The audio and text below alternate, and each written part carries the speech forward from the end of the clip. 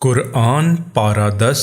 سورہ الانفال۔ پناہ مانگتا ہوں میں اللہ کی شیطان مردود سے، شروع نام سے اللہ کے جو بڑا مہربان نہایت رحم کرنے والا ہے۔ اور یہ جان لو کہ تمہیں جس چیز سے بھی فائدہ حاصل ہو اس کا 5واں حصہ اللہ، رسول صلی اللہ علیہ وآلہ وسلم کے قرابت دار، ایتام، مساکین اور مسافران غربت زدہ کے لیے ہے۔ اگر تمہارا ایمان اللہ پر ہے اور اس نصرت پر ہے جو ہم نے اپنے بندے پر حق و باطل کے فیصلے کے دن جب دو جماعتیں آپس میں ٹکرا رہی تھی نازل کی تھی، اور اللہ ہر شے پر قادر ہے۔ جبکہ تم وادی کے قریبی محاذ پر تھے اور وہ لوگ دور والے محاذ پر تھے، اور قافلہ تم سے نشیب میں تھا، اور اگر تم پہلے سے جہاد کے وعدے پر نکلتے تو یقیناً اس کے خلاف کرتے، لیکن خدا ہونے والے امر کا فیصلہ کرنا چاہتا تھا تاکہ جو ہلاک ہو وہ دلیل کے ساتھ اور جو زندہ رہے وہ بھی دلیل کے ساتھ، اور اللہ سب کی سننے والا اور سب کے حال دل کا جاننے والا ہے۔ جب خدا ان کو تمہاری نظروں میں کم کر کے دکھلا رہا تھا کہ اگر زیادہ دکھلا دیتا تو تم سست پڑ جاتے اور آپس ہی میں جھگڑا کرنے لگتے، لیکن خدا نے تمہیں اس جھگڑے سے بچا لیا کہ وہ دل کے رازوں سے بھی باخبر ہے۔ اور جب خدا مقابلے کے وقت تمہاری نظروں میں دشمنوں کو کم دکھلا رہا تھا اور ان کی نظروں میں تمہیں کم کر کے دکھلا رہا تھا تاکہ اس امر کا فیصلہ کر دے جو ہونے والا تھا، اور سارے امور کی بازگشت اللہ ہی کی طرف ہے۔ ایمان والو، جب کسی گروہ سے مقابلہ کرو تو ثبات قدم سے کام لو اور اللہ کو بہت یاد کرو کہ شاید اسی طرح کامیابی حاصل کر لو، اور اللہ اور اس کے رسول صلی اللہ علیہ وآلہ وسلم کی اطاعت کرو، اور آپس میں اختلاف نہ کرو کہ کمزور پڑ جاؤ اور تمہاری ہوا بگڑ جائے، اور صبر کرو کہ اللہ صبر کرنے والوں کے ساتھ ہے۔ اور ان لوگوں جیسے نہ ہو جاؤ جو اپنے گھروں سے اتراتے ہوئے اور لوگوں کو دکھانے کے لیے نکلے اور راہ خدا سے روکتے رہے کہ اللہ ان کے اعمال کا احاطہ کیے ہوئے ہے۔ اور اس وقت کو یاد کرو جب شیطان نے ان کے لیے ان کے اعمال کو آراستہ کر دیا اور کہا کہ آج کوئی تم پر غالب آنے والا نہیں ہے اور میں تمہارا مددگار ہوں۔ اس کے بعد جب دونوں گروہ آمنے سامنے آئے تو الٹے پاؤں بھاگ نکلا اور کہا کہ میں تم لوگوں سے بری ہوں، میں وہ دیکھ رہا ہوں جو تم نہیں دیکھ رہے ہو، اور میں اللہ سے ڈرتا ہوں کہ وہ سخت عذاب کرنے والا ہے۔ جب منافقین اور جن کے دلوں میں کھوٹ تھا کہہ رہے تھے کہ ان لوگوں کو ان کے دین نے دھوکہ دیا ہے، حالانکہ جو شخص اللہ پر اعتماد کرتا ہے تو خدا ہر شے پر غالب آنے والا اور بڑی حکمت والا ہے۔ کاش تم دیکھتے کہ جب فرشتے ان کی جان نکال رہے تھے اور ان کے منہ اور پیٹھ پر مارتے جاتے تھے کہ اب جہنم کا مزہ چکھو، یہ اس لیے کہ تمہارے پچھلے اعمال کا نتیجہ یہی ہے، اور خدا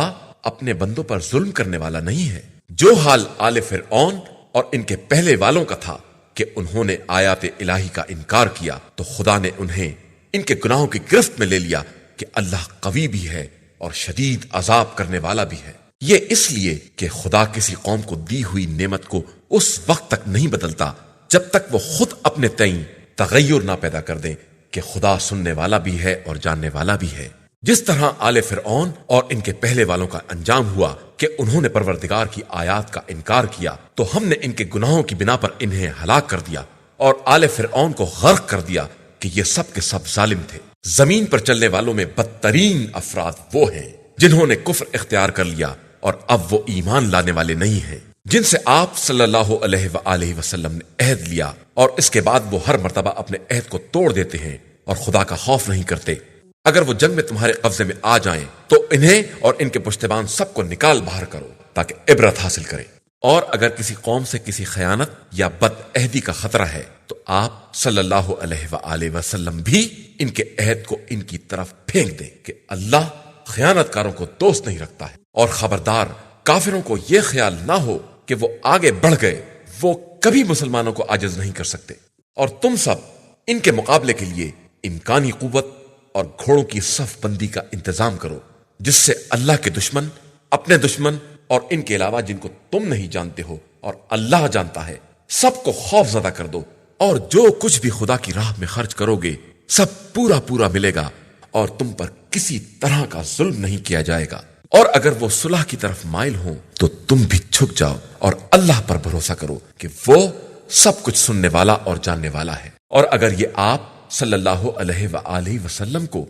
دھوکہ دینا چاہیں گے تو خدا آپ کے لیے کافی ہے۔ اس نے آپ صلی اللہ علیہ وآلہ وسلم کی تائید اپنی نصرت اور صاحبان ایمان کے ذریعے کی ہے، اور ان کے دلوں میں محبت پیدا کر دی ہے کہ اگر آپ صلی اللہ علیہ وآلہ وسلم ساری دنیا خرچ کر دیتے تو بھی ان کے دلوں میں باہمی الفت پیدا نہیں کر سکتے تھے، لیکن خدا نے یہ الفت و محبت پیدا کر دی ہے کہ وہ ہر شے پر غالب اور صاحب حکمت ہے۔ اے پیغمبر، آپ صلی اللہ علیہ وآلہ وسلم کے لیے خدا اور وہ مومنین کافی ہیں جو آپ صلی اللہ علیہ وآلہ وسلم کا اتباع کرنے والے ہیں۔ اے پیغمبر، آپ صلی اللہ علیہ وآلہ وسلم لوگوں کو جہاد پر آمادہ کریں کہ اگر ان میں 20 بھی صبر کرنے والے ہوں گے تو 200 پر غالب آ جائیں گے، اور اگر 100 ہوں گے تو ہزاروں کافروں پر غالب آ جائیں گے، اس لیے کہ کفار سمجھدار قوم نہیں ہے۔ اب اللہ نے تمہارا بار ہلکا کر دیا ہے اور اس نے دیکھ لیا ہے کہ تم میں کمزوری پائی جاتی ہے، تو اگر تم میں 100 بھی صبر کرنے والے ہوں گے تو 200 پر غالب آ جائیں گے، اور اگر 1000 ہوں گے تو بحکم خدا 2000 پر غالب آ جائیں گے، اور اللہ صبر کرنے والوں کے ساتھ ہے۔ کسی نبی کو یہ حق نہیں ہے کہ وہ قیدی بنا کر رکھے جب تک زمین میں جہاد کی سختیوں کا سامنا نہ کرے۔ تم لوگ تو صرف مال دنیا چاہتے ہو، جبکہ اللہ آخرت چاہتا ہے، اور وہی صاحب عزت و حکمت ہے۔ اگر خدا کی طرف سے پہلے فیصلہ نہ ہو چکا ہوتا تو تم لوگوں نے جو فدیہ لے لیا تھا اس پر عذاب عظیم نازل ہو جاتا۔ بس اب جو مال غنیمت حاصل کر لیا ہے اسے کھاؤ کہ وہ حلال اور پاکیزہ ہے، اور تقوی الہی اختیار کرو کہ اللہ بہت بخشنے والا اور مہربان ہے۔ اے پیغمبر صلی اللہ علیہ وآلہ وسلم، اپنے ہاتھ کے قیدیوں سے کہہ دیجئے کہ اگر خدا تمہارے دلوں میں نیکی دیکھے گا تو جو مال تم سے لے لیا گیا ہے اس سے بہتر نیکی تمہیں عطا کر دے گا، اور تمہیں معاف کر دے گا کہ وہ بڑا بخشنے والا اور مہربان ہے۔ اور اگر یہ آپ صلی اللہ علیہ وآلہ وسلم سے خیانت کرنا چاہتے ہیں تو اس سے پہلے خدا سے خیانت کر چکے ہیں، جس کے بعد خدا نے ان پر قابو عطا کر دیا کہ وہ سب کچھ جاننے والا اور صاحب حکمت ہے۔ بے شک جو لوگ ایمان لائے اور انہوں نے ہجرت کی اور راہ خدا میں اپنے جان و مال سے جہاد کیا، اور جنہوں نے پناہ دی اور مدد کی، یہ سب آپس میں ایک دوسرے کے ولی ہیں۔ اور جن لوگوں نے ایمان اختیار کر کے ہجرت نہیں کی، ان کی ولایت سے آپ صلی اللہ علیہ وآلہ وسلم کا کوئی تعلق نہیں ہے جب تک ہجرت نہ کریں، اور اگر دین کے معاملے میں تم سے مدد مانگے تو تمہارا فرض ہے کہ مدد کرو، علاوہ اس قوم کے مقابلے کے جس سے تمہارا معاہدہ ہو چکا ہے کہ اللہ تمہارے اعمال کو خوب دیکھنے والا ہے۔ جو لوگ کفر والے ہیں وہ آپس میں ایک دوسرے کے مددگار ہیں، اور اگر تم ایمان والوں کی مدد نہ کرو گے تو زمین میں فتنہ اور عظیم فساد برپا ہو جائے گا۔ اور جن لوگوں نے ایمان اختیار کیا اور ہجرت کی اور راہ خدا میں جہاد کیا اور پناہ دی اور نصرت کی، وہی در حقیقت واقعی مومن ہیں، انہی کے لیے مغفرت اور باعزت رزق ہے۔ اور جو لوگ بعد میں ایمان لائے اور ہجرت کی اور آپ صلی اللہ علیہ وآلہ وسلم کے ساتھ جہاد کیا، وہ بھی تم ہی میں سے ہیں۔ اور قرابت دار کتاب خدا میں سب آپس میں ایک دوسرے سے اولیت اور قربت رکھتے ہیں، بے شک اللہ ہر شے کا بہترین جاننے والا ہے۔ سورہ التوبہ۔ پناہ مانگتا ہوں میں اللہ کی شیطان مردود سے۔ مسلمانوں، جن مشرکین سے تم نے عہد و پیمان کیا تھا، اب ان سے خدا اور رسول کی طرف سے مکمل بیزاری کا اعلان ہے، لہذا کافروں 4 مہینے تک آزادی سے زمین میں سیر کرو، اور یاد رکھو کہ خدا سے بچ کر نہیں جا سکتے، اور خدا کافروں کو ذلیل کرنے والا ہے۔ اور اللہ اور رسول کی طرف سے حج اکبر کے دن انسانوں کے لیے اعلان عام ہے کہ اللہ اور اس کے رسول دونوں مشرکین سے بیزار ہیں، لہذا اگر تم توبہ کر لوگے تو تمہارے حق میں بہتر ہے، اور اگر انحراف کیا تو یاد رکھنا کہ تم اللہ کو عاجز نہیں کر سکتے ہو۔ اور پیغمبر آپ صلی اللہ علیہ وآلہ وسلم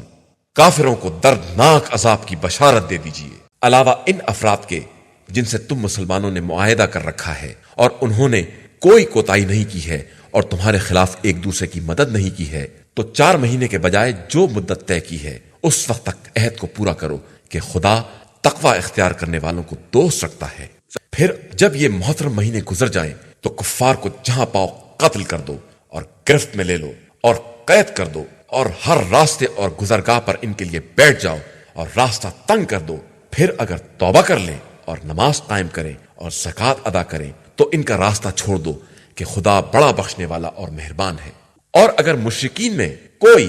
تم سے پناہ مانگے تو اسے پناہ دے دو تاکہ وہ کتاب خدا سنے، اس کے بعد اسے آزاد کر کے جہاں اس کی پناہ گاہ ہو وہاں تک پہنچا دو۔ اور یہ مراد اس لیے ہے کہ یہ جاہل قوم حقائق سے آشنا نہیں ہے۔ اللہ اور رسول صلی اللہ علیہ وآلہ وسلم کے نزدیک عہد شکن مشرکین کا کوئی عہد و پیمان کس طرح قائم رہ سکتا ہے؟ ہاں، اگر تم لوگوں نے کسی سے مسجد الحرام کے نزدیک عہد کر لیا ہے تو جب تک وہ لوگ اپنے عہد پر قائم رہیں تم بھی قائم رہو کہ اللہ متقی اور پرہیزگار افراد کو دوست رکھتا ہے۔ ان کے ساتھ کس طرح رعایت کی جائے جبکہ یہ تم پر غالب آ جائیں تو نہ کسی ہمسائیگی اور قرابت کی نگرانی کریں گے اور نہ کوئی عہد و پیمان دیکھیں گے۔ یہ تو صرف زبانی تم کو خوش کر رہے ہیں، ورنہ ان کا دل قطعی منکر ہے اور ان کی اکثریت فاسق اور بد عہد ہے۔ انہوں نے آیات الہی کے بدلے بہت تھوڑی منفعت کو لے لیا ہے اور اب راہ خدا سے روک رہے ہیں۔ یہ بہت برا کام کر رہے ہیں۔ یہ کسی مومن کے بارے میں کسی قرابت یا قول و اقرار کی پرواہ نہیں کرتے ہیں۔ یہ صرف زیادتی کرنے والے لوگ ہیں۔ پھر بھی اگر یہ توبہ کر لیں اور نماز قائم کریں اور زکوٰۃ ادا کریں تو دین میں تمہارے بھائی ہیں، اور ہم صاحبان علم کے لیے اپنی آیات کو تفصیل کے ساتھ بیان کرتے رہتے ہیں۔ اور اگر یہ عہد کے بعد بھی اپنی قسموں کو توڑ دیں اور دین میں تانا زنی کریں تو کفر کے سربراہوں سے کھل کر جہاد کرو کہ ان کی قسموں کا کوئی اعتبار نہیں ہے، شاید یہ اسی طرح اپنی حرکتوں سے باز آ جائیں۔ کیا تم اس قوم سے جہاد نہ کرو گے جس نے اپنے عہد و پیمان کو توڑ دیا ہے اور رسول صلی اللہ علیہ وآلہ وسلم کو وطن سے نکال دینے کا ارادہ بھی کر لیا ہے اور تمہارے مقابلے میں مظالم کی پہل بھی کی ہے؟ کیا تم ان سے ڈرتے ہو؟ تو خدا زیادہ حقدار ہے کہ اس کا خوف پیدا کرو اگر تم صاحب ایمان ہو۔ ان سے جنگ کرو، اللہ انہیں تمہارے ہاتھوں سے سزا دے گا اور رسوا کرے گا اور تمہیں ان پر فتح عطا کرے گا اور صاحبان ایمان قوم کے دلوں کو ٹھنڈا کر دے گا اور ان کے دلوں کا غصہ دور کر دے گا، اور اللہ جس کی توبہ کو چاہتا ہے قبول کر لیتا ہے کہ وہ صاحب علم بھی ہے اور صاحب حکمت بھی ہے۔ کیا تمہارا خیال یہ ہے کہ تم کو اسی طرح چھوڑ دیا جائے گا جبکہ اللہ نے ابھی یہ بھی نہیں دیکھا ہے کہ تم میں جہاد کرنے والے کون لوگ ہیں جنہوں نے خدا، رسول اور صاحبان ایمان کو چھوڑ کر کسی کو دوست نہیں بنایا ہے، اور اللہ تمہارے اعمال سے خوب باخبر ہے۔ یہ کام مشرکین کا نہیں ہے کہ وہ مساجد خدا کو آباد کریں جبکہ وہ خود اپنے نفس کے کفر کے گواہ ہیں۔ ان کے اعمال برباد ہیں اور وہ جہنم میں ہمیشہ رہنے والے ہیں۔ اللہ کی مسجدوں کو صرف وہ لوگ آباد کرتے ہیں جن کا ایمان اللہ اور روز آخرت پر ہے اور جنہوں نے نماز قائم کی ہے، زکوٰۃ ادا کی ہے اور سوائے خدا کے کسی سے نہیں ڈرے۔ یہی وہ لوگ ہیں جو عنقریب ہدایت یافتہ لوگوں میں شمار کیے جائیں گے۔ کیا تم نے حاجیوں کے پانی پلانے اور مسجد الحرام کی آبادی کو اس کا جیسا سمجھ لیا ہے؟ جو اللہ اور آخرت پر ایمان رکھتا ہے اور راہ خدا میں جہاد کرتا ہے، ہرگز یہ دونوں اللہ کے نزدیک برابر نہیں ہو سکتے، اور اللہ ظالم قوم کی ہدایت نہیں کرتا ہے۔ بے شک جو لوگ ایمان لے آئے اور انہوں نے ہجرت کی اور راہ خدا میں جان اور مال سے جہاد کیا، وہ اللہ کے نزدیک عظیم درجے کے مالک ہیں اور در حقیقت وہی کامیاب بھی ہیں۔ اللہ ان کو اپنی رحمت، رضامندی اور باغات کی بشارت دیتا ہے جہاں ان کے لیے دائمی نعمتیں ہوں گی۔ وہ انہی باغات میں ہمیشہ رہیں گے کہ اللہ کے پاس عظیم ترین اجر ہے۔ ایمان والو، خبردار، اپنے باپ دادا اور بھائیوں کو اپنا دوست نہ بناؤ اگر وہ ایمان کے مقابلے میں کفر کو دوست رکھتے ہوں، اور جو شخص بھی ایسے لوگوں کو اپنا دوست بنائے گا وہ ظالموں میں شمار ہوگا۔ پیغمبر آپ صلی اللہ علیہ وآلہ وسلم کہہ دیجئے کہ اگر تمہارے باپ دادا، اولاد، برادران، ازواج، عشیرہ و قبیلہ اور وہ اموال جنہیں تم نے جمع کیا ہے اور وہ تجارت جس کے خسارے کی طرف سے تم فکر مند رہتے ہو اور وہ مکانات جنہیں پسند کرتے ہو تمہاری نگاہ میں اللہ، اس کے رسول اور راہ خدا میں جہاد سے زیادہ محبوب ہیں، تو وقت کا انتظار کرو یہاں تک کہ امر الہی آ جائے اور اللہ فاسق قوم کی ہدایت نہیں کرتا ہے۔ بے شک اللہ نے کثیر مقامات پر تمہاری مدد کی ہے، اور حنین کے دن بھی جب تمہیں اپنی کثرت پر ناز تھا، لیکن اس نے تمہیں کوئی فائدہ نہیں پہنچایا، اور تمہارے لیے زمین اپنی وسعتوں سمیت تنگ ہو گئی، اور اس کے بعد تم پیٹ پھیر کر بھاگ نکلے۔ پھر اس کے بعد خدا نے اپنے رسول صلی اللہ علیہ وآلہ وسلم اور صاحبان ایمان پر سکون نازل کیا، اور وہ لشکر بھیجے جنہیں تم نے نہیں دیکھا، اور کفر اختیار کرنے والوں پر عذاب نازل کیا۔ یہی کافرین کی جزا اور ان کا انجام ہے۔ اس کے بعد خدا جس کی چاہے گا توبہ قبول کر لے گا، وہ بڑا بخشنے والا مہربان ہے۔ ایمان والو، مشرکین صرف نجاست ہیں، لہذا خبردار، اس سال کے بعد مسجد الحرام میں داخل نہ ہونے پائیں، اور اگر تمہیں غربت کا خوف ہے تو ان قریب خدا چاہے گا تو اپنے فضل و کرم سے تمہیں غنی بنا دے گا، کہ وہ صاحب علم بھی ہے اور صاحب حکمت بھی ہے۔ ان لوگوں سے جہاد کرو جو خدا اور روز آخرت پر ایمان نہیں رکھتے، اور جس چیز کو خدا اور رسول صلی اللہ علیہ وآلہ وسلم نے حرام قرار دیا ہے اسے حرام نہیں سمجھتے، اور اہل کتاب ہوتے ہوئے بھی دین حق کا التزام نہیں کرتے، یہاں تک کہ اپنے ہاتھوں سے ذلت کے ساتھ تمہارے سامنے جزیہ پیش کرنے پر آمادہ ہو جائے۔ اور یہودیوں کا کہنا ہے کہ عزیر اللہ کے بیٹے ہیں، اور نصارہ کہتے ہیں کہ مسیح اللہ کے بیٹے ہیں۔ یہ سب ان کی زبانی باتیں ہیں، ان باتوں میں یہ بالکل ان کے مثل ہیں جو ان کے پہلے کفار کہا کرتے تھے۔ اللہ ان سب کو قتل کرے، یہ کہاں بہہ کے چلے جا رہے ہیں۔ ان لوگوں نے اپنے عالموں اور راہبوں اور مسیح بن مریم کو خدا کو چھوڑ کر اپنا رب بنا لیا ہے، حالانکہ انہیں صرف خدا یکتا کی عبادت کا حکم دیا گیا تھا، جس کے علاوہ کوئی خدا نہیں ہے۔ وہ واحد و بے نیاز ہے، اور ان کے مشرکانہ خیالات سے پاک و پاکیزہ ہے۔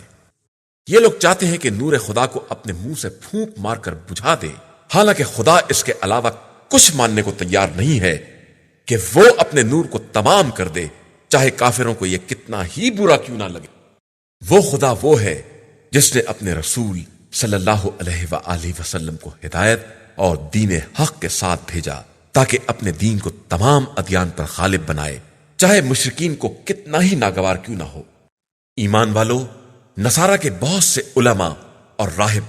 لوگوں کے اموال کو ناجائز طریقے سے کھا جاتے ہیں، اور لوگوں کو راہ خدا سے روکتے ہیں، اور جو لوگ سونے چاندی کا ذخیرہ کرتے ہیں اور اسے راہ خدا میں خرچ نہیں کرتے، پیغمبر آپ صلی اللہ علیہ وآلہ وسلم انہیں دردناک عذاب کی بشارت دے دیں، جس دن وہ سونا چاندی آتش جہنم میں تپایا جائے گا، اور اس سے ان کی پیشانیوں اور ان کے پہلوؤں اور ان کی پشت کو داغا جائے گا کہ یہی وہ ذخیرہ ہے جو تم نے اپنے لیے جمع کیا تھا، اب اپنے خزانوں اور ذخیروں کا مزہ چکھو۔ بے شک مہینوں کی تعداد اللہ کے نزدیک کتاب خدا میں اس دن سے 12 ہے جس دن اس نے آسمانوں اور زمین کو پیدا کیا ہے۔ ان میں سے 4 مہینے محترم ہیں، اور یہی سیدھا اور مستحکم دین ہے۔ لہذا خبردار، ان مہینوں میں اپنے اوپر ظلم نہ کرنا، اور تمام مشرکین سے اسی طرح جہاد کرنا جس طرح وہ تم سے جنگ کرتے ہیں، اور یہ یاد رکھنا کہ خدا صرف متقی اور پرہیزگار لوگوں کے ساتھ ہے۔ محترم مہینوں میں تقدیم و تاخیر کفر میں ایک قسم کی زیادتی ہے، جس کے ذریعے کفار کو گمراہ کیا جاتا ہے کہ وہ ایک سال اسے حلال بنا لیتے ہیں اور دوسرے سال حرام کر دیتے ہیں، تاکہ اتنی تعداد برابر ہو جائے جتنی خدا نے حرام کی ہے، اور حرام خدا حلال بھی ہو جائے۔ ان کے بدترین اعمال کو ان کی نگاہ میں آراستہ کر دیا گیا ہے، اور اللہ کافر قوم کی ہدایت نہیں کرتا ہے۔ ایمان والو، تمہیں کیا ہو گیا ہے کہ جب تم سے کہا گیا کہ راہ خدا میں جہاد کے لیے نکلو تو تم زمین سے چپک کر رہ گئے؟ کیا تم آخرت کے بدلے زندگانی دنیا سے راضی ہو گئے ہو؟ تو یاد رکھو کہ آخرت میں اس متاع زندگانی دنیا کی حقیقت بہت قلیل ہے۔ اگر تم راہ خدا میں نہ نکلو گے تو خدا تمہیں دردناک عذاب میں مبتلا کرے گا، اور تمہارے بدلے دوسری قوم کو لے آئے گا، اور تم اسے کوئی نقصان نہیں پہنچا سکتے ہو کہ وہ ہر شے پر قدرت رکھنے والا ہے۔ اگر تم پیغمبر صلی اللہ علیہ وآلہ وسلم کی مدد نہ کرو گے تو ان کی مدد خدا نے کی ہے، اس وقت جب کفار نے انہیں وطن سے باہر نکال دیا، اور وہ ایک شخص کے ساتھ نکلے اور دونوں غار میں تھے، تو وہ اپنے ساتھی سے کہہ رہے تھے کہ رنج نہ کرو، خدا ہمارے ساتھ ہے۔ پھر خدا نے اپنی طرف سے اپنے پیغمبر صلی اللہ علیہ وآلہ وسلم پر سکون نازل کر دیا، اور ان کی تائید ان لشکروں سے کر دی جنہیں تم نہ دیکھ سکے، اور اللہ ہی نے کفار کے کلمے کو پست بنا دیا ہے، اور اللہ کا کلمہ در حقیقت بہت بلند ہے، اور وہ صاحب عزت و غلبہ بھی ہے اور صاحب حکمت بھی ہے۔ مسلمانوں، تم ہلکے ہو یا بھاری، گھر سے نکل پڑو اور راہ خدا میں اپنے اموال اور نفوس سے جہاد کرو کہ یہی تمہارے حق میں خیر ہے اگر تم کچھ جانتے ہو۔ پیغمبر صلی اللہ علیہ وآلہ وسلم اگر کوئی قریبی فائدہ یا آسان سفر ہوتا تو یہ ضرور تمہارا اتباع کرتے، لیکن ان کے لیے دور کا سفر مشکل بن گیا ہے، اور ان قریب یہ خدا کی قسم کھائیں گے کہ اگر ممکن ہوتا تو ہم ضرور آپ کے ساتھ نکل پڑتے۔ یہ اپنے نفس کو ہلاک کر رہے ہیں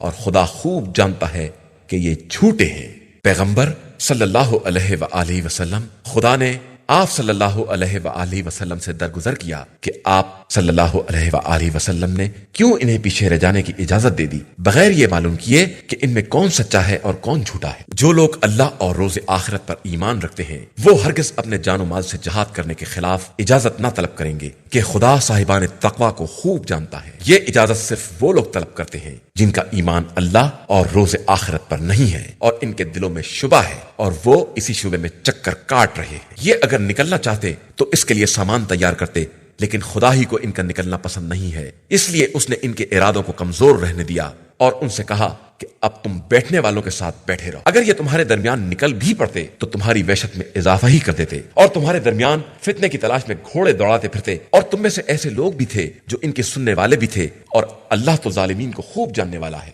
بے شک انہوں نے اس سے پہلے بھی فتنے کی کوشش کی تھی اور تمہارے امور کو الٹ پلٹ دینا چاہا تھا، یہاں تک کہ حق آ گیا اور امر خدا واضح ہو گیا، اگرچہ یہ لوگ اسے ناپسند کر رہے تھے۔ ان میں وہ لوگ بھی ہیں جو کہتے ہیں کہ ہم کو اجازت دے دیجئے اور فتنے میں نہ ڈالیے، تو آگاہ ہو جاؤ کہ یہ واقعاً فتنے میں گر چکے ہیں، اور جہنم تو کافرین کو ہر طرف سے احاطہ کیے ہوئے ہے۔ ان کا حال یہ ہے کہ آپ صلی اللہ علیہ وآلہ وسلم تک نیکی آتی ہے تو انہیں بری لگتی ہے، اور کوئی مصیبت آ جاتی ہے تو کہتے ہیں کہ ہم نے اپنا کام پہلے ہی ٹھیک کر لیا تھا، اور خوش و خرم واپس چلے جاتے ہیں۔ آپ صلی اللہ علیہ وآلہ وسلم کہہ دیجئے کہ ہم تک وہی حالات آتے ہیں جو خدا نے ہمارے حق میں لکھ دیے ہیں، وہی ہمارا مولا ہے، اور صاحبان ایمان اسی پر توکل اور اعتماد رکھتے ہیں۔ آپ صلی اللہ علیہ وآلہ وسلم کہہ دیجئے کہ تم ہمارے بارے میں جس بات کا انتظار کر رہے ہو وہ دو میں سے ایک نیکی ہے، اور ہم تمہارے بارے میں اس بات کا انتظار کر رہے ہیں کہ خدا اپنی طرف سے یا ہمارے ہاتھوں سے تمہیں عذاب میں مبتلا کر دے، لہٰذا اب عذاب کا انتظار کرو، ہم بھی تمہارے ساتھ انتظار کر رہے ہیں۔ کہہ دیجئے کہ تم بخوشی خرچ کرو یا جبرن، تمہارا عمل قبول ہونے والا نہیں ہے کہ تم ایک فاسق قوم ہو۔ اور ان کے نفقات کو قبول ہونے سے صرف اس بات نے روک دیا ہے کہ انہوں نے خدا اور رسول صلی اللہ علیہ وآلہ وسلم کا انکار کیا ہے، اور یہ نماز بھی بہت سستی اور کسل مندی کے ساتھ بجا لاتے ہیں، اور راہ خدا میں کراہت اور ناگواری کے ساتھ خرچ کرتے ہیں۔ تمہیں ان کے اموال اور اولاد حیرت میں نہ ڈال دیں، بس اللہ کا ارادہ یہی ہے کہ انہی کے ذریعے ان پر زندگانی دنیا میں عذاب کرے اور حالت کفر ہی میں ان کی جان نکل جائے، اور یہ اللہ کی قسم کھاتے ہیں کہ یہ تم ہی میں سے ہیں، حالانکہ یہ تم میں سے نہیں ہیں۔ یہ لوگ بزدل لوگ ہیں، ان کو کوئی پناہ گاہ یا غار یا گھس بیٹھنے کی جگہ مل جائے تو اس کی طرف بے تحاشا بھاگ جائیں گے، اور انہی میں سے وہ بھی ہیں جو خیرات کے بارے میں الزام لگاتے ہیں کہ انہیں کچھ مل جائے تو راضی ہو جائیں گے اور نہ دیا جائے تو ناراض ہو جائیں گے، حالانکہ اے کاش یہ خدا اور رسول کے دیے ہوئے پر راضی ہو جاتے اور یہ کہتے کہ ہمارے لیے اللہ ہی کافی ہے، ان قریب وہ اور اس کا رسول اپنے فضل و احسان سے عطا کر دیں گے، اور ہم تو صرف اللہ کی طرف رغبت رکھنے والے ہیں۔ صدقات و خیرات بس فقراء، مساکین اور ان کے کام کرنے والے، اور جن کی تالیف قلب کی جاتی ہے، اور غلاموں کی گردن کی آزادی میں، اور قرضداروں کے لیے، اور راہ خدا میں غربت زدہ مسافروں کے لیے ہیں۔ یہ اللہ کی طرف سے فریضہ ہے، اور اللہ خوب جاننے والا اور حکمت والا ہے۔ ان میں سے وہ بھی ہیں جو پیغمبر صلی اللہ علیہ وآلہ وسلم کو اذیت دیتے ہیں اور کہتے ہیں کہ وہ تو صرف کان ہیں۔ آپ صلی اللہ علیہ وآلہ وسلم کہہ دیجئے کہ تمہارے حق میں بہتری کے کان ہیں کہ خدا پر ایمان رکھتے ہیں اور مومنین کی تصدیق کرتے ہیں، اور صاحبان ایمان کے لیے رحمت ہے، اور جو لوگ رسول خدا کو اذیت دیتے ہیں ان کے واسطے دردناک عذاب ہے۔ یہ لوگ تم لوگوں کو راضی کرنے کے لیے خدا کی قسم کھاتے ہیں، حالانکہ خدا اور رسول اس بات کے زیادہ حقدار تھے کہ اگر یہ صاحبان ایمان تھے تو واقعاً انہیں اپنے اعمال و کردار سے راضی کرتے۔ کیا یہ نہیں جانتے ہیں کہ جو خدا اور رسول سے مخالفت کرے گا اس کے لیے آتش جہنم ہے اور اسی میں ہمیشہ رہنا ہے، اور یہ بہت بڑی رسوائی ہے۔ منافقین کو یہ خوف بھی ہے کہ کہیں کوئی سورہ نازل ہو کر مسلمانوں کو ان کے دل کے حالات سے باخبر نہ کر دے، تو آپ صلی اللہ علیہ وآلہ وسلم کہہ دیجئے کہ تم اور مذاق اڑاؤ، اللہ بہرحال اس چیز کو منظر عام پر لے آئے گا جس کا تمہیں خطرہ ہے۔ اور اگر آپ صلی اللہ علیہ وآلہ وسلم ان سے باس پرس کریں گے تو کہیں گے کہ ہم تو صرف بات چیت اور دل لگی کر رہے تھے، تو آپ صلی اللہ علیہ وآلہ وسلم کہہ دیجئے کیا اللہ اور اس کی آیات اور اس کے رسول کے بارے میں مذاق اڑا رہے تھے؟ تو اب معذرت نہ کرو، تم نے ایمان کے بعد کفر اختیار کیا ہے۔ ہم اگر تم میں کی ایک جماعت کو معاف بھی کر دیں گے تو دوسری جماعت پر ضرور عذاب کریں گے کہ یہ لوگ مجرم ہیں۔ منافق مرد اور منافق عورتیں آپس میں سب ایک دوسرے سے ہیں، سب برائیوں کا حکم دیتے ہیں اور نیکیوں سے روکتے ہیں، اور اپنے ہاتھوں کو راہ خدا میں خرچ کرنے سے روکے رہتے ہیں۔ انہوں نے اللہ کو بھلا دیا ہے تو اللہ نے انہیں بھی نظر انداز کر دیا ہے کہ منافقین ہی اصل میں فاسق ہیں، اور اللہ نے نیم منافق مردوں اور عورتوں سے اور تمام کافروں سے آتش جہنم کا وعدہ کیا ہے جس میں یہ ہمیشہ رہنے والے ہیں، وہی ان کے لیے کافی ہے اور ان کے لیے ہمیشہ رہنے والا عذاب ہے۔ تمہاری مثال تم سے پہلے والوں کی ہے جو تم سے زیادہ طاقتور تھے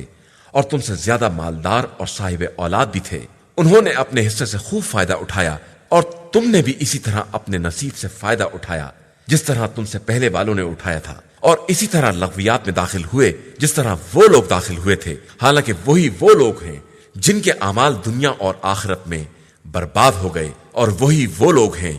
جو حقیقتاً خسارہ والے ہیں۔ کیا ان لوگوں کے پاس ان سے پہلے والے افراد قوم نوح، عاد، سمود، قوم ابراہیم، اصحاب مدین اور الٹ دی جانے والی بستیوں کی خبر نہیں آئی جن کے پاس ان کے رسول واضح نشانیاں لے کر آئے اور انہوں نے انکار کر دیا؟ خدا کسی پر ظلم کرنے والا نہیں ہے، لوگ خود اپنے نفس پر ظلم کرتے ہیں۔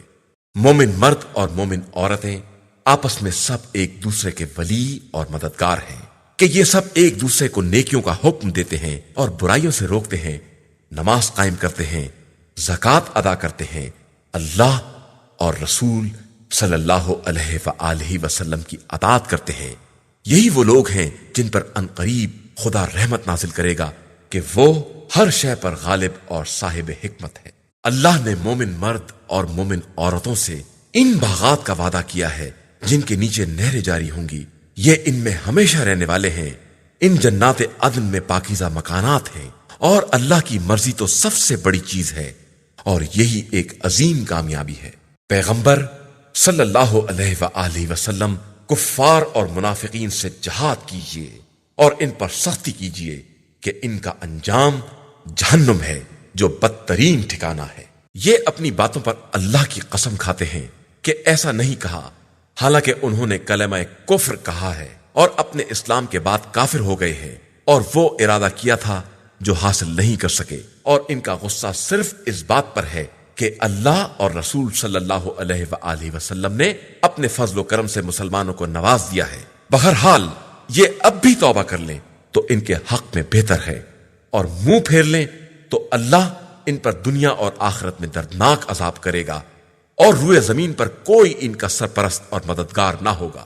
ان میں وہ بھی ہیں جنہوں نے خدا سے عہد کیا کہ اگر وہ اپنے فضل و کرم سے عطا کر دے گا تو اس کی راہ میں صدقہ دیں گے اور نیک بندوں میں شامل ہو جائیں گے۔ اس کے بعد جب خدا نے اپنے فضل سے عطا کر دیا تو بخل سے کام لیا اور کنارہ کش ہو کر پلٹ گئے، تو ان کے بخل نے ان کے دلوں میں نفاق راسخ کر دیا اس دن تک کے لیے جب یہ خدا سے ملاقات کریں گے، اس لیے کہ انہوں نے خدا سے کیے ہوئے وعدے کی مخالفت کی ہے اور جھوٹ بولے ہیں۔ کیا یہ نہیں جانتے کہ خدا ان کے راز دل اور ان کی سرگوشیوں کو بھی جانتا ہے، اور وہ سارے غیب کا جاننے والا ہے؟ جو لوگ صدقات میں فراخ دلی سے حصہ لینے والے مومنین اور ان غریبوں پر جن کے پاس ان کی محنت کے علاوہ کچھ نہیں ہے الزام لگاتے ہیں اور پھر ان کا مذاق اڑاتے ہیں، خدا ان کا بھی مذاق بنا دے گا اور اس کے پاس بڑا دردناک عذاب ہے۔ آپ صلی اللہ علیہ وآلہ وسلم ان کے لیے استغفار کریں یا نہ کریں، اگر 70 مرتبہ بھی استغفار کریں گے تو خدا انہیں بخشنے والا نہیں ہے، اس لیے کہ انہوں نے اللہ اور رسول صلی اللہ علیہ وآلہ وسلم کا انکار کیا ہے، اور خدا فاسق قوم کو ہدایت نہیں دیتا ہے۔ جو لوگ جنگ تبوک میں نہیں گئے وہ رسول اللہ صلی اللہ علیہ وآلہ وسلم کے پیچھے بیٹھے رہ جانے پر خوش ہیں، اور انہیں اپنے جان و مال سے راہ خدا میں جہاد ناگوار معلوم ہوتا ہے، اور یہ کہتے ہیں کہ تم لوگ گرمی میں نہ نکلو۔ تو پیغمبر آپ صلی اللہ علیہ وآلہ وسلم کہہ دیجئے کہ آتش جہنم اس سے زیادہ گرم ہے، اگر یہ لوگ کچھ سمجھنے والے ہیں۔ اب یہ لوگ ہنسیں کم اور روئیں زیادہ کہ یہی ان کے کیے کی جزا ہے۔ اس کے بعد اگر خدا آپ صلی اللہ علیہ وآلہ وسلم کو ان کے کسی گروہ تک میدان سے واپس لائے اور یہ دوبارہ خروج کی اجازت طلب کریں تو آپ صلی اللہ علیہ وآلہ وسلم کہہ دیجئے کہ تم لوگ کبھی میرے ساتھ نہیں نکل سکتے اور کسی دشمن سے جہاد نہیں کر سکتے، تم نے پہلے ہی بیٹھے رہنا پسند کیا تھا، تو اب بھی پیچھے رہ جانے والوں کے ساتھ بیٹھے رہو، اور خبردار ان میں سے کوئی مر بھی جائے تو اس کی نماز جنازہ نہ پڑھیے گا اور اس کی قبر پر کھڑے بھی نہ ہوئیے گا کہ ان لوگوں نے خدا اور رسول کا انکار کیا ہے اور وہ حالت فسق میں دنیا سے گزر گئے ہیں، اور ان کے اموال و اولاد آپ صلی اللہ علیہ وآلہ وسلم کو بھلے نہ معلوم ہو، خدا ان کے ذریعے ان پر دنیا میں عذاب کرنا چاہتا ہے اور چاہتا ہے کہ کفر کی حالت میں ان کا دم نکل جائے۔ اور جب کوئی سورہ نازل ہوتا ہے کہ اللہ پر ایمان لے آؤ اور رسول کے ساتھ جہاد کرو، تو انہی کے صاحبان حیثیت آپ سے اجازت طلب کرنے لگتے ہیں اور کہتے ہیں کہ ہمیں انہی میں بیٹھنے والوں کے ساتھ چھوڑ دیجئے۔ یہ اس بات پر راضی ہیں کہ پیچھے رہ جانے والوں کے ساتھ رہ جائیں، ان کے دلوں پر مہر لگ گئی ہے، اب یہ کچھ سمجھنے والے ہی نہیں ہیں۔ لیکن رسول صلی اللہ علیہ وآلہ وسلم اور ان کے ساتھ ایمان لانے والوں نے راہ خدا میں اپنے جان و مال سے جہاد کیا ہے، اور انہی کے لیے نیکیاں ہیں، اور وہی فلاح یافتہ اور کامیاب ہیں۔ اللہ نے ان کے لیے وہ باغات مہیا کیے ہیں جن کے نیچے نہریں جاری ہیں، اور وہ انہی میں ہمیشہ رہنے والے ہیں، اور یہی بہت بڑی کامیابی ہے۔ اور آپ صلی اللہ علیہ وآلہ وسلم کے پاس دیہاتی معذرت کرنے والے بھی آ گئے کہ انہیں بھی گھر بیٹھنے کی اجازت دے دی جائے، اور وہ بھی بیٹھ رہے جنہوں نے خدا اور رسول سے غلط بیانی کی تھی، تو عنقریب ان میں کے کافروں پر بھی دردناک عذاب نازل ہوگا۔ جو لوگ کمزور ہیں یا بیمار ہیں یا ان کے پاس راہ خدا میں خرچ کرنے کے لیے کچھ نہیں ہے، ان کے بیٹھے رہنے میں کوئی حرج نہیں ہے، بشرطے کہ خدا اور رسول کے حق میں اخلاص رکھتے ہوں کہ نیک کردار لوگوں پر کوئی الزام نہیں ہوتا، اور اللہ بہت بخشنے والا مہربان ہے۔ اور ان پر بھی کوئی الزام نہیں ہے جو آپ صلی اللہ علیہ وآلہ وسلم کے پاس آئے کہ انہیں بھی سواری پر لے لیجئے، اور آپ صلی اللہ علیہ وآلہ وسلم ہی نے کہہ دیا کہ ہمارے پاس سواری کا انتظام نہیں ہے، اور وہ آپ صلی اللہ علیہ وآلہ وسلم کے پاس سے اس عالم میں پلٹے کہ ان کی آنکھوں سے آنسو جاری تھے، اور انہیں اس بات کا رنج تھا کہ ان کے پاس راہ خدا میں خرچ کرنے کے لیے کچھ نہیں ہے۔ الزام ان لوگوں پر ہے جو غنی اور مالدار ہو کر بھی اجازت طلب کرتے ہیں اور چاہتے ہیں کہ پسماندہ لوگوں میں شامل ہو جائیں، اور خدا نے ان کے دلوں پر مہر لگا دی ہے اور اب کچھ جاننے والے نہیں ہیں۔ إِنَّا هَدَيْنَاهُ السَّبِيلَ إِمَّا شَاكِرًا